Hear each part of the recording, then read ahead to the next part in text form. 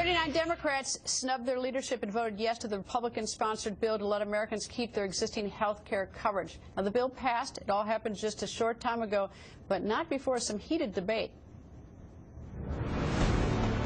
For the last 6 weeks, the White House stood idly by, ignoring the pleas of millions. Republicans believe that we must try and help Americans who have been harmed by Obamacare.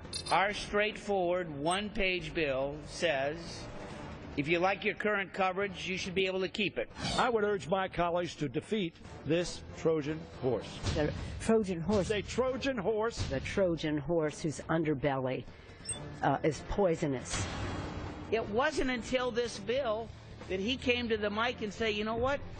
I made a mistake. I'm sorry. The president needs to realize he cannot go around waving a magic wand and fixing this by executive fiat. This is a law. For millions of Americans, it's cancellation today, sticker shock tomorrow. This bill creates an entire shadow market of substandard health care plans. They want to derail, to destroy, and to eliminate and to repeal universal health care for Americans. They stated they had an intent that Americans can keep their plan. Today is their opportunity to keep that pledge. Republican Representative Joe Barton joins us. Good evening, sir. Hi there. Okay, so the bipartisan bill that was passed today in the House is Keep Your Plan Act, and says if your insurance company continues to offer your current plan, you can keep it. What happens if your current insurance doesn't offer that? I mean, the if part. What happens to you? Well, there's not a mandate. It doesn't mandate the insurance companies have to offer their plans, but it does allow them to, and it allows any American to buy one of these plans. You know, the president's like a car salesman. He's been touting ObamaCare for the last 3 years and how shiny and how fast the car will go. Well, the American people and the Democrats bought it. They own it, and they don't like it. The car barely runs. It uses lots of gas. It's sputtering along.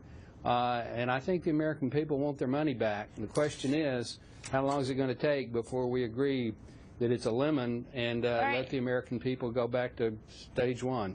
Okay, so you can have your old policy if it's offered. What is the incentive for the insurance companies to resurrect these policies soon to be canceled unless they make more money from them? Because at least under Obamacare, with that more expanded menu, you're going to pay more because you're paying for more things. Insurance companies are in the money-making business. Why would they ever want to go back to these other policies unless they could spike the premiums? Well, the incentive is, Greta, that they're going to want to keep their customers.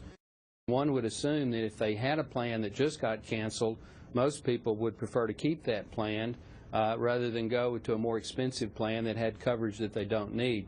You know, markets do work, and my bet is that a lot of the insurance companies will continue to provide and offer these plans, and I also think that once the American people look at it, compare the plans with all the bells and whistles in the exchange, they're going to want a plan that fits them and it costs less money. But here's the situation, though, if you're on the exchange, and you know we talk about the subsidies to the person who's getting insurance. Yeah. But if we talk about that subsidy for the person who's buying the insurance, that subsidy is actually money that goes to the insurance company. So they like their money. I mean, that's a done deal for them. That's preserved for them. That's extra money on the exchange by taxpayers. Well, the Upton bill, I think, is just step one. I have a bill, H.R. 3348, that makes Obamacare voluntary for the first year. It doesn't repeal it. It doesn't delay it. It lets the voters choose. Let the market work. And there are some people that will be helped by Obamacare. I don't think very many will be, but there are a lot of people that will be hurt, and this is just the first phase of people that are being hurt. When the employers start canceling their employer-based health care plans and putting those people in the exchanges, it's going to get worse. The Democrats own this law. It is a turkey. It is a lemon, and it is just a question of time before a lot of Democrats wake up to that fact and start voting with myself and Chairman Upton and the Republicans in the Senate. Congressman, thank you. Nice to see you, sir. It's always good to be on your show, Greta.